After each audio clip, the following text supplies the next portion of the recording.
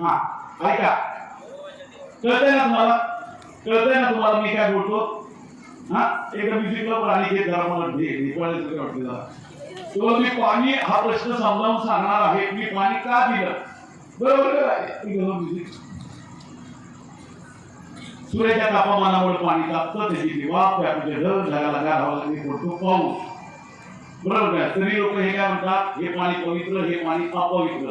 24 September 1873 ला माझी meeting होती सार्वजनिक सत्य धर्माची. एखादी म्युझिक आहे ना,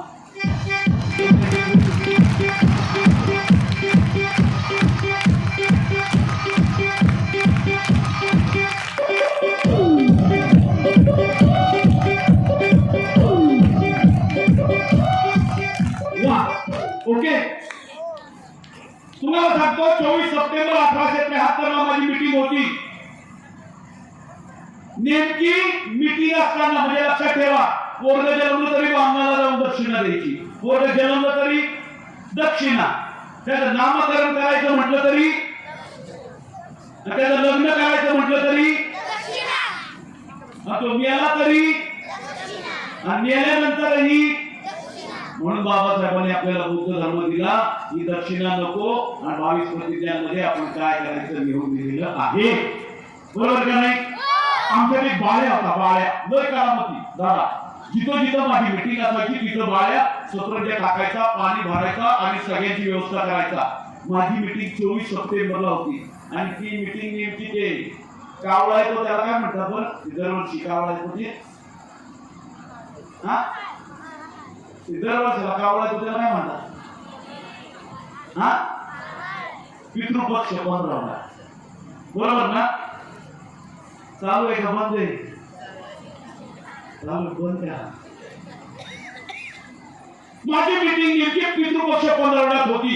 मी बाळ्याला म्हटलं, बाळ्या महाराष्ट्रातून माझे सगळे कार्यकर्ते येणार आहे, तू सकाळच्या टाक पाणी भर. कधी ना उलट बोलणारा बाळ्या मला कसा म्हणतो, तात्या उद्या मी कामाला येणार नाही. म्हटलं का नाही? म्हटलं आई म्हटली उद्यापासून पितृपक्ष 15 सुरू होतोय, कुठं जाऊ नको, उद्या तुझा बाप येणार. मी म्हटलं बाळ्या तुझा बाप म्हणून 4 वर्ष झाली. नाही म्हणला, आई म्हणली दर वर्षाला एक खेप असतेस तुझ्या बाप. बघा मी कुठल्या धर्माबद्दल बोलत नाही, कर्मकांडावर बोलतो. मी म्हटलं बाळ्या अरे ते अंधश्रद्धा आहे. नाही म्हणलं, आई म्हणली दर वर्षाला तुझा बाप येतो, तू घरात नसला तर तू कावल तुझा बाप. म्हटलं बाळ्या अंधश्रद्धा आहे.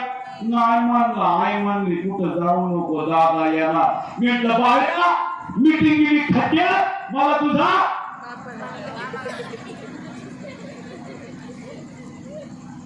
सकाळ सकाळ बाळ्या माझ्याकडे आला. चला तात्या तुम्हाला माझा बाप दाखवतो.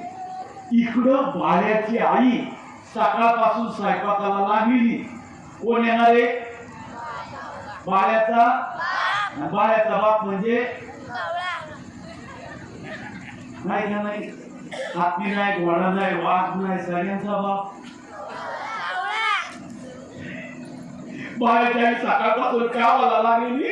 वरण भात कुरड्या पापड्या अजून काय असतंय, पुरणपोळ्या.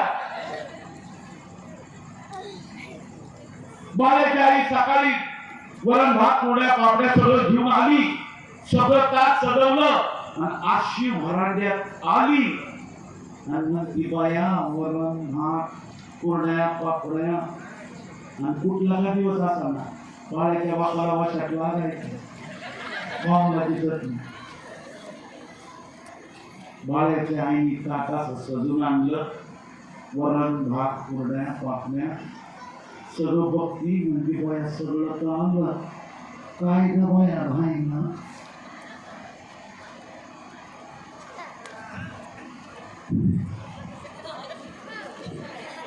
मूड जाते त्याशिवाय यायचा बी नाही. थांबा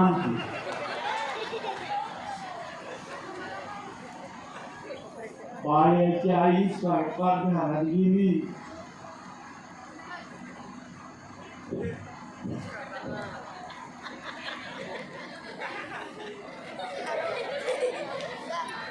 बाळ्याच्या बापाला जेवायच्या तीर्थ लागायचं आहे का नाही? तरी बरं बाळ्याचा बाप दारू पिऊनच नाही, पण दारूचा फायदा पण आहे.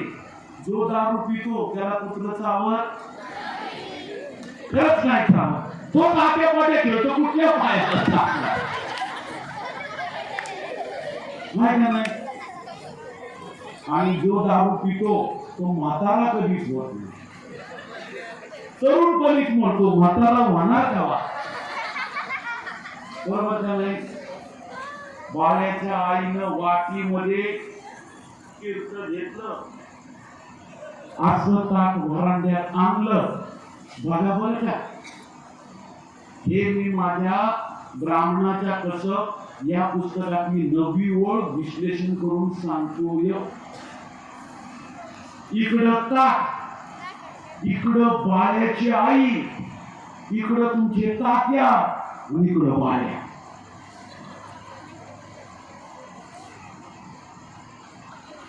बाप बघायचंय ना तात्या,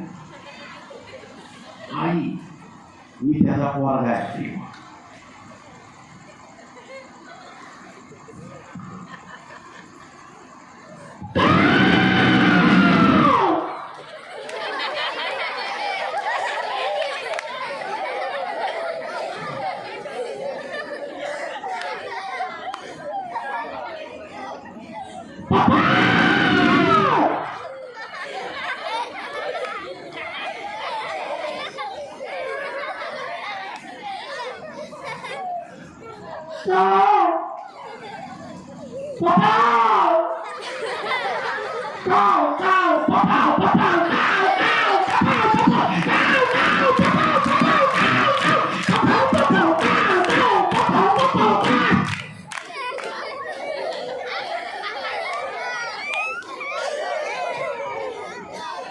पप्पा ये ना, ते ज्योतिराव फुले आले ये ना, सुधाला तर आणखीन एक पुस्तक मिळवली ये ना. या आई दादा कसा यायना, इकडं बाळ्याची आई.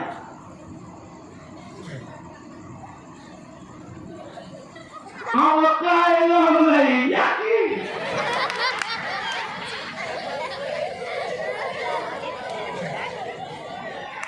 बाया कुठं दडून बसला. तुमची आवड पिवळी साडी घातली येते.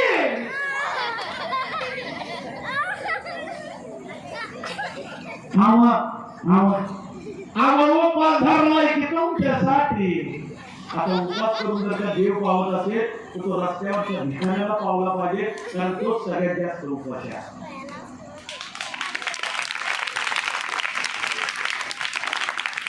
तुम्हाला सांगतो, बाळ्याची तर पंचायतच झाली. 5 मिनिटं झाली, 10 मिनिटं झाली. आणि बाळ्याचा बाप कांबळे साहेब अर्धा तास झाला, बाळ्याचा बाप 1 तास झाला, बाळ्याचा बाप 1.5 तास झाला, बाळ्याचा बाप 2 तासांनी 12 कावळे आले. 12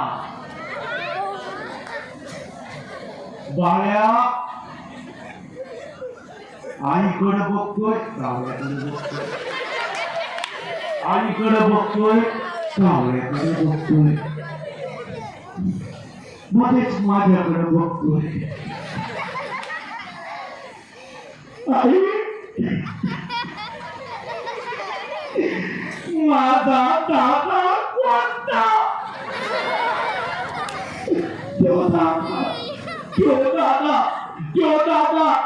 दादा माझा कापा कुठला?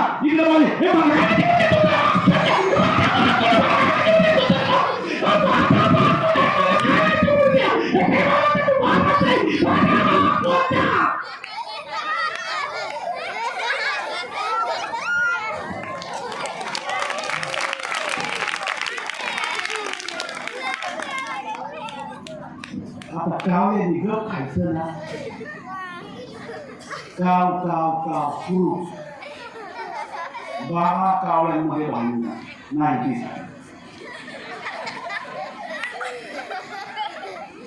11 कावळे उडून गेले, एकच कावळा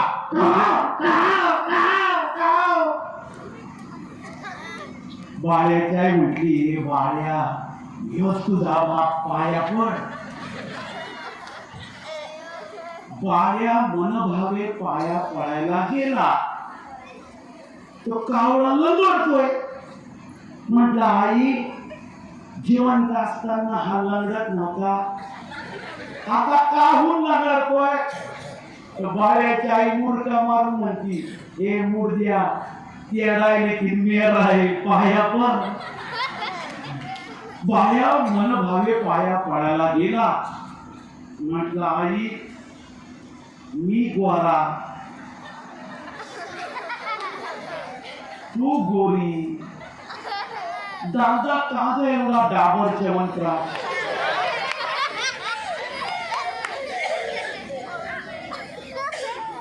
बाळ्याच्या मुद्द्यातला बाप आहे, तू पाया पड.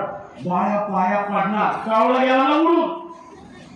कावळा पुढं, बाळ्या माग.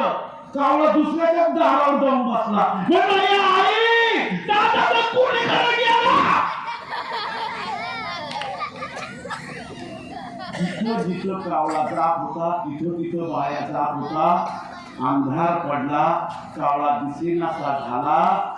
बाळ्या घरी आला. म्हटलं, आई आपल्याला एवढे नातेवाईक आहेत, मला तिथं सांगायचं. आयांनो, सांगायचं तात्पर्य असं, जिवंतपणी आई वडिलांची सेवा करा, मेल्यानंतर कावळ्याला घास दाखवू नका.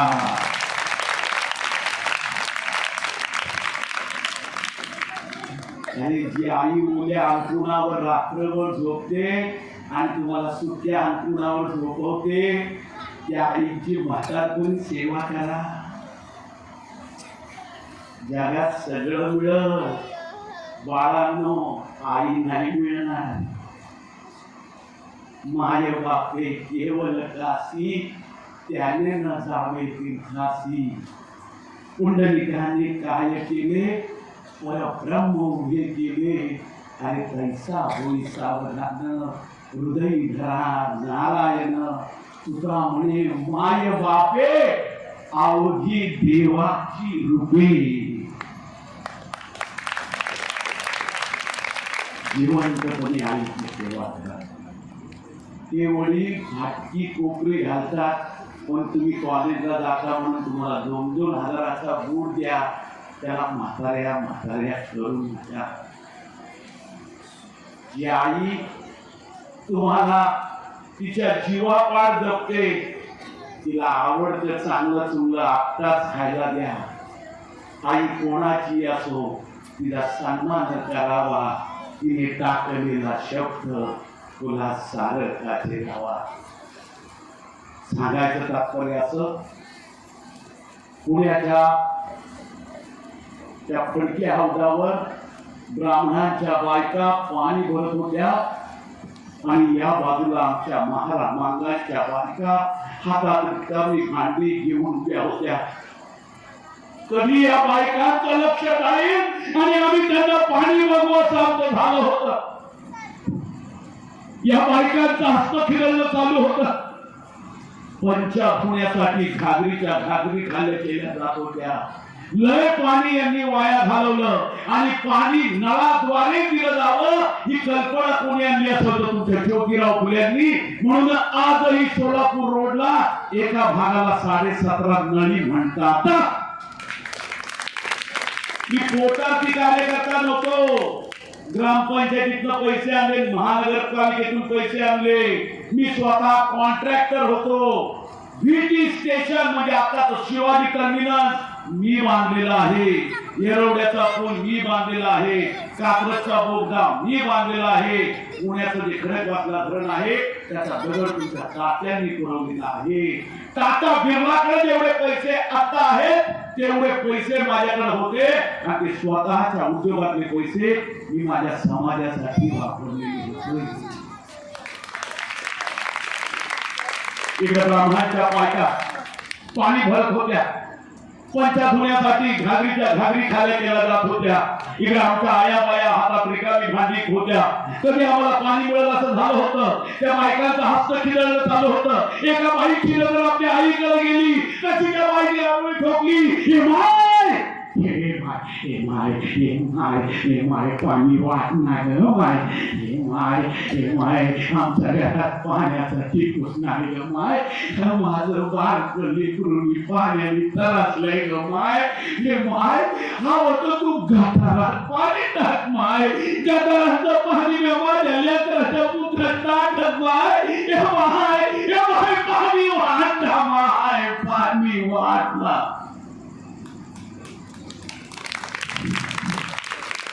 पण या डोळ्यावर झापड बांधलेल्या लोकांना आपल्या आया बहिण्यांची कला नसती. त्या म्हातारीचा थरथरता हात मी माझ्या हातात घेतला. म्हटलं माय, या डोळ्यावर झापड बांधलेल्या गावात आपली कला येणार नाही माय. चल माय, आपण असं पाणी निर्माण करू ज्याचं स्वातंत्र्याचं, समतेचं आणि बंधुत्वाचं. चल माय, आपण असं पाणी निर्माण करू की या व्यवस्थेच्या कोणाचं पाणीच पळालं पाहिजे. चला चला चला चला चला मी असं त्यांना म्हटलं. सगळ्या आया बाया म्हातारे कोतारे सगळ्या माझ्या वाड्याकडे आल्या. 395 घनस्फीट माझ्या वाड्याचा क्रमांक होता. माझी विहीर होती. मी म्हटलं या आजपासून पाण्यासाठी भीक मागायची गरज नाही. या पाहिजे तेवढं पाणी घ्या. सगळ्या आया बाया आल्या, म्हातारे कोतारे आले. सावत्र त्यांना सगळ्यांना पाणी घेऊन दिलं. सगळ्या आया बायांनी पाणी पिलं. लहान मुलं आनंदी झाली. म्हातारे कोतारे लोकांच्या डोळ्यात आनंद अश्रू आले. तितक्यात त्या एका बाईनं माझ्या डोक्यात हात ठेवला. मला म्हटली टाकल्या किती करता हो तुम्ही आमच्या मानगांसाठी. आमच्या सावलीचा देखील यांना विटाळ होतो आणि तुम्ही तुमची हिर आमच्यासाठी खुली केली. तुमचं हे पान कसं फेडू. म्हातारीचा थरथरचा हात मी माझ्या छातीजवळ नेला. म्हटलं माय, मी एवढं काय नाही केलं ग माय.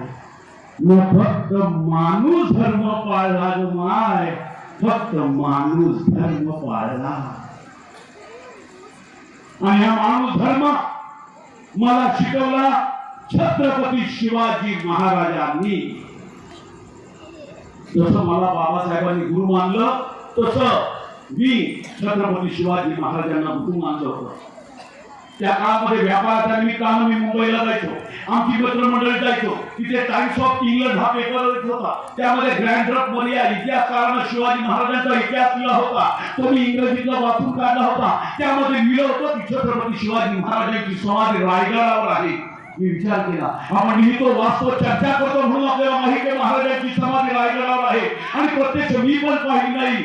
म्हटलं आपण ठरवायचं, रायगडावर जायचं आणि छत्रपती शिवाजी महाराजांची समाधी शोधून काढायची आणि समस्त महाराष्ट्राला या महाराष्ट्राचा खरा बाप कोण आहे हे दाखवण्याचे. आम्ही सगळी पोरं, सगळे घडी, सगळे कार्यकर्ते पुण्यात आलो. ऐका, सगळ्यात महत्वाचा प्रसंग या नाटकातला आहे. आम्ही रायगडाकडे जाण्याचं ठरवलं. आम्ही सगळे रायगडला गेलो. सकाळची वेळ सह्याद्रीच्या पर्वत रांगांमध्ये रायगड शोभून दिसत होता. आमच्या मनात एक ध्यास, छत्रपती शिवाजी महाराजांची समाधी शोधायची आणि समस्त महाराष्ट्राला खरा राजा कोण हे दाखवून द्यायचं. सकाळची वेळ, सगळीकडे पक्षाचा किलबिलाट चालू होता. छानपैकी थंडगार हवा सुटली होती. आमच्या हातात काठ्या, कुऱ्हाडी, घमेलो, फोटो सगळं साहित्य होतं आणि मनात एक ध्यास होता, शिवाजी महाराजांची समाधी शोधायची. आम्ही गड चढत गेलो, गडावर चढत गेलो, शोधत होतो महाराजांची समाधी. या बाजूला काकरी आपली जुने जनावरी शेताला आली होती. या बाजूला काही जनावर आली होती. आम्ही त्या लोकांना विचारत होतो, हे बाबा तुम्हाला माहिती आहे महाराजांची समाधी? हो हो ओ तुला माहितीये ना रायगडावर शिवाजी महाराजांची समाधी माहितीये? ओ दादा तुला माहितीये महाराजांची समाधी? ज्यानं दुश्मनांच्या स्त्रियांना देखील आपली आई बहीण मानलं, ज्यानं फक्त रयतेचा विचार केला, त्या छत्रपती शिवाजी महाराजांची समाधी या मनोव्यवस्थेनं विसरायला लावली होती. आणि पण मला ध्यान ठेवला म्हणजे जोपर्यंत शिवाजी महाराजांची समाधी सापडत नाही तोपर्यंत तुकडा गिळायचा नाही. आम्ही गडावर चालत गेलो, येडी बाबाला वाढली होती, येडी बाबाला आम्ही तोडायचो, वाट करायचो, पुढे जायचो. आमच्या हातपाय रक्तबंबाळ झालेली, डोक्याला जखमा झालेल्या, पायाला जखमा झालेला आम्ही शोधत होतो महाराजांची समाधी. आणि अचानक आम्हाला एक चौथारा दिसला. छत्रपती शिवाजी महाराजांची समाधी भग्नावस्थेत होती. मी म्हटलं या आपल्या शिवाजी महाराजांची समाधी हे बघा हिता आहे, या आपण समाधी शोधली आहे. या सगळ्यामध्ये सहकारी आले, कोणी दगड आणले, विटा आणल्या, माती आणले, आजूबाजूचा परिसर गवत आम्ही सगळं काढलं, शेणा मातीचं बाजूला केलं, एकानं माती घेतली, चिखल घेतला, शेण टाकलं, ते माती केली एकत्र, चिखल केला, दगड आम्ही लिहिली, आजूबाजूचा परिसर शेणा मातीनं सारवला, एकानं रानातलं रात फुलं आणली, त्या समाधीवर उतरली आणि सगळ्यांनी आवाज दिला, बोला कुलवाडी भूषण बहुजन प्रतिपालक छत्रपती शिवाजी महाराजांचा. कुलवाडी भूषण बहुजन प्रतिपालक छत्रपती शिवाजी महाराजांचा. आम्ही त्याच्यावर फुलं उधळली, आम्ही शिवाजी महाराजांच्या नावानं जय घोष केला. गडाखालचा ग्राम भट आला, त्यानं पाहिलं शिवाजी महाराजांची समाधी ही पूर्ववत केलेली आहे, आजूबाजूचा परिसर सारवलेला आहे, आजूबाजूची दगडं विटलेली आहेत, फुलं टाकून त्याची पूजाही केलेली आहे. त्याचा राग अनावर झाला. म्हणून अरे हे काय करता, अरे तुम्ही शूद्र, तू दक्षिणाची शूद्र, ते पूजा कशाला करता, आणि पूजा करत असाल तर आमची दक्षिणा कशाला पुरता. तसा तो बोलला, त्याचं मानगुट धरलं. म्हणजे जिवंत असताना तुम्ही माझ्या महाराजांना त्रास दिला, मेल्यानंतर तो असं बोलता असं म्हणून मानगुट धरलं. इनभर जी त्याची बाहेर कडगुल्ला आमच्या आजोबांनी केलं तेच आम्ही केलं असतं, पण आम्ही गौतम बुद्धांना मानणारी माणसं सोडून दिला आणि तो पळत गेला. आणि आम्ही 19 फेब्रुवारी 1873 साली पहिली शिवजयंती करून 10 दिवसाचा शिवजन्मोत्सव सुरू केलेला आहे.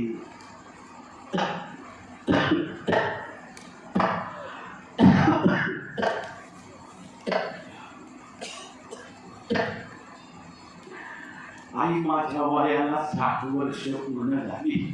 शेवटचा टप्पा सांगतो. माझी आई तर नव्हती, माझ्या सांभाळ आई शेवटची 10 मिनिटं ऐका. माझा सांभाळ आमच्या वडिलांची आत्मीय बहीण सगुणा हिने केला. हडपसरला ती राहत होती. तर मी तिला नेहमी विचारायचो की आई माझा वाढदिवस कधी आहे, माझी जन्मतारीख कधी आहे. तर पूर्वी कसे म्हणायचे, तुझा दिवाळीला जन्म झाला, तुझा होळीला जन्म झाला, तुझा दसऱ्याला जन्म झाला. माझी आई आराधी सगुण आई. मी तिला म्हणायचो आई माझा जन्म कधी झाला, तर माझी आराधी सगुण आई म्हणायची वरा शनिवार वाड्याला आग लागली ना तेव्हा तुझा जन्म झाला रे. त्यानंतर आम्ही त्यांचं भुसकाट उडवली गोष्ट निघाली. तर माझ्या वयाला 60 वर्ष पूर्ण झाली. सकाळी उठल्यापासून रात्री झोपेपर्यंत आमच्या मनात एकच ध्यास, माणसाला माणूस म्हणा. त्या काळात माझे सर्व जाती धर्माचे मित्र होते. सखाराम परांजपे, मोरो वाळवेकर, व्यंकय्या दामय्या, कामगार चळवळीचे जनक नारायण मेघाजी लोखंडे यांनी माझा सत्कार करायचं ठरवलं मुंबईला. कुठं? मी नाही म्हटलं, पण तरी देखील ते म्हणाले तात्या शूद्राची शूद्रांसाठी तुम्ही जे काम केलं त्यासाठी सत्कार करू द्या. आयांनो तुमच्यासाठी सांगतो, मला मुलबाळ नव्हतं. माझी साऊ मला सारखी म्हणायची, शेठजी दुसरं लग्न करा, वंशाला दिवा पाहिजे. मी म्हटलं साऊ मी दुसरं लग्न करणार नाही. दोष तुझ्यातच असेल कशावरून, माझ्यात पण असू शकतो. तरी ती म्हणायची शेठजी दुसरं लग्न करा, वंशाला दिवा पाहिजे. मी म्हटलं मी साऊ लग्न करणार नाही. ती हातालाच पेटली.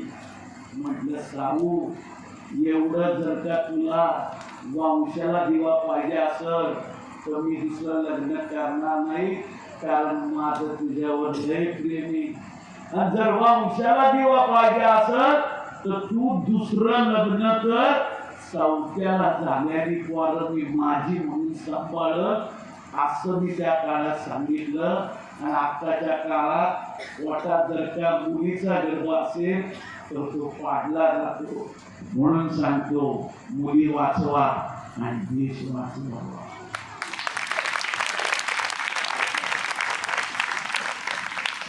संध्याकाळची वेळ, पुण्यात नदी आहे, आई मुळामुखा नदी आहे. त्या मुळामुखा नदीला मी संध्याकाळी फिरायला जायचो. पोरांनो ती सायची वेळ, मी घराकडे चाललो. एक बामणाची बाई एवढं मोठं पोट, ती नदीकडे चाललेली. मी बघितलं अंधार पडत चालली, ही बाई कुठं चालली. मी तिच्या मागं गेलो, त्याच्या नदीकडे गेली, त्या काकड्या उभी राहणार, उडी मारणार. म्हणजे हे पोरी काय करते. तिने माझा आवाज ऐकला, घाबरली. अगं म्हटलं एवढ्या रात्री इकडं कशाला आली. ती म्हटली माझं नाव काशी पटवर्धन, मी बामणाची, माझं लग्न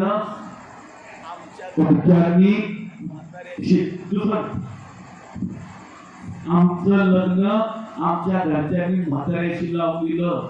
तो म्हातारा मेला. घरातल्या लोकांनी माझ्यावर अन्याय अत्याचार केला. त्यातून ही गर्भधारणा झाली.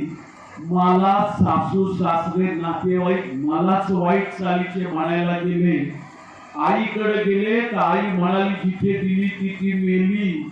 मग हा पोटात वाढणारा गर्भ कोणाचा आहे, याचा बाप कोण आहे, हा जन्मल्यावर लोकांना काय सांगू.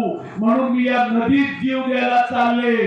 म्हटलं काशी तू असं करू नको. त्या काशी पटवर्धनला मी समजून उमजून 395 गजपेठ माझ्या वाड्यात दिलं. माझ्या साऊला ही सगळी कथा सांगितली. त्या काशीचा सांभाळ आम्ही केला. आई काशीला 9 महिने 9 दिवस गेले. ती बाळातीन झाली. त्या लेकराची नाळ माझ्या या हातानं कापली. काशीला मुलगा झाला. त्याचं नाव आम्ही यशवंत ठेवलं आणि त्याला मी माझा कायदेशीर वारसदार केलं. मी त्याला दत्तक घेतलं.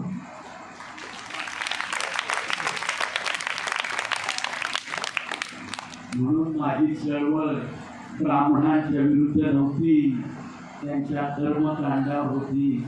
तर ब्राह्मणांविरुद्ध असती तर विधवा ब्राह्मण स्त्री काशी पटवर्धन हिचा मुलगा मी दत्तक घेतलाच नसता.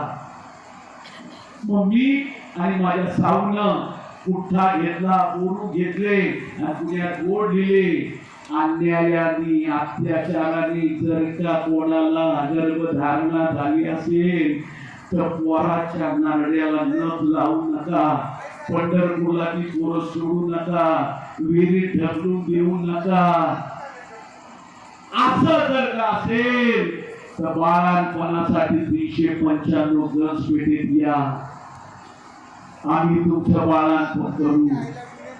कोण पाहिजे असेल तर घेऊन जा, नाहीतर त्या लेकराचा सांभाळ आम्ही करू. अशी 168 बाळांपण तुमच्या या ज्योतिरावांनी विधवा स्त्रियांसाठी केलेली आहे.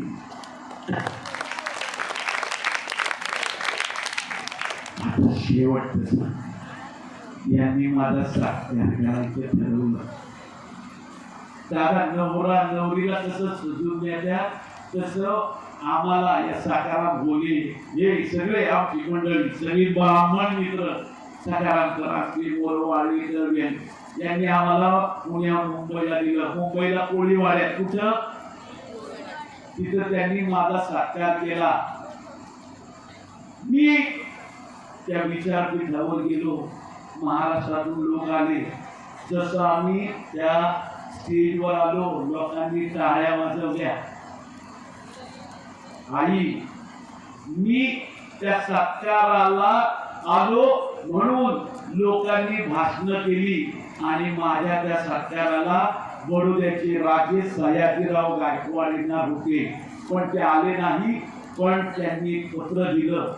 त्या पत्राचं वाचन तो आमचा मुंबईचा यंदेनी केलं.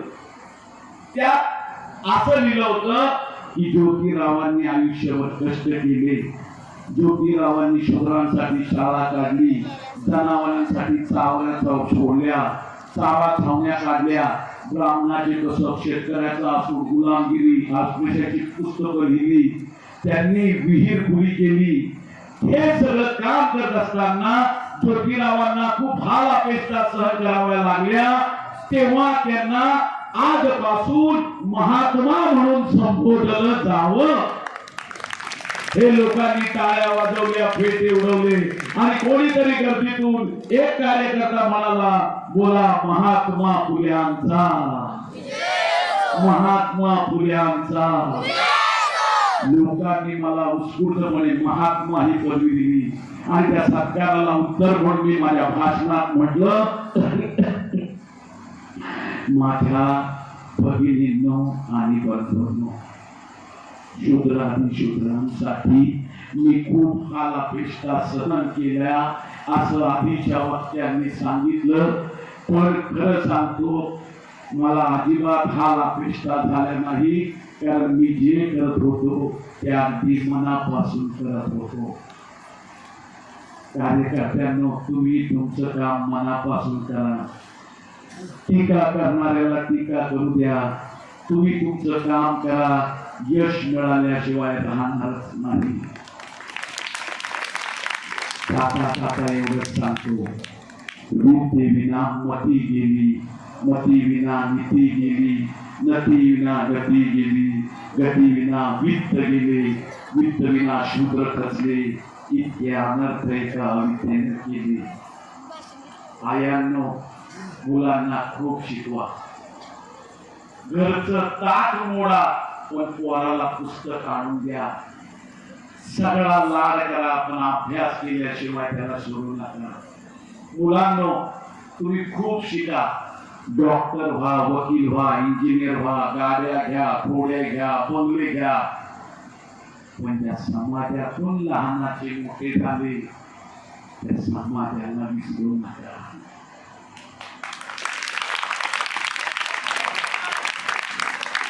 त्या वस्तीत या. त्या लहान मुलांना पाठी पुस्तक द्या. तुमच्याकडे पैसे असतील तर पैसे द्या. तुम्हाला वेळ देता आला तर वेळ द्या. ज्ञान द्या. तुम्ही कसे श्रीमंत झाला नवीन येणाऱ्या पिढीला सांगा. जाता जाता एवढंच सांगतो मी माझ्या अखंडात लिहिलंय आता तरी मागे येऊ नका. धिक्कारून टाका ती मनस्मृती. मी तर नुसतं म्हटलंय मनस्फूर्ती धिक्कारून टाका. पण माझ्या नंतर असे कोणीतरी डॉक्टर जन्माला येतील की मनस्फूर्ती महाडला जाळून टाकतील आणि माणसाला माणूस म्हणणारी राज्य घटना तुमच्या ताब्यात येईल. माझ्या घराचा क्रमांक 395 आहे. भारतीय राज्य घटनेची कलम देखील 395 असते. मी माझ्या पोराचं नाव यशवंत ठेवलं. ते डॉक्टर देखील त्यांच्या मुलाचं नाव यशवंतच ठेवले. सांगायचं तात्पर्य असं या भारताच्या भूमीत समता प्रस्थापित होण्यासाठी मी आणि माझ्या साऊनं गाडून घेतलेलं आहे. आणि इतकं गाडून घेतलंय की आज ना उद्या त्या समतेच्या बीजाला अंकुर फुटेल, पालवी फुटेल, त्याचा विशाल बोधी वृक्ष होईल आणि त्या सावलीमध्ये तुम्ही असाल. म्हणून सांगतो, सत्याच्या मार्गाने जा, सत्याचा विजय होतो. तुम्ही माझ्या मागे म्हणा, मी म्हणतो, आणि आपण इथे सांगता करू. सत्य हात जोडा. सत्य सर्वांचे आधी खरं, सत्य सर्वांचे आधी खरं, सर्व धर्मांचे माहेर, सत्य सर्वांचे आधी खरं, सर्व धर्मांचे माहेर, सत्य सुखाला आधार, बाकी सर्व अंधकार आहे सत्याचा बाजोर, काही खंडाचा तुनीर, बळ सत्याचे पाहून बहुरूपी जळे म्हणी, खरे सुख नटानो हे, सत्य ईशावर पाहे, ज्योती प्रार्थी सर्व लोका, व्यर्थ दंभा पेटू नका, व्यर्थ दंभा पेटू नका. जय भीम. धन्यवाद. आमच्या नवनवीन व्हिडिओसाठी लाईक, शेअर आणि सबस्क्राईब करा.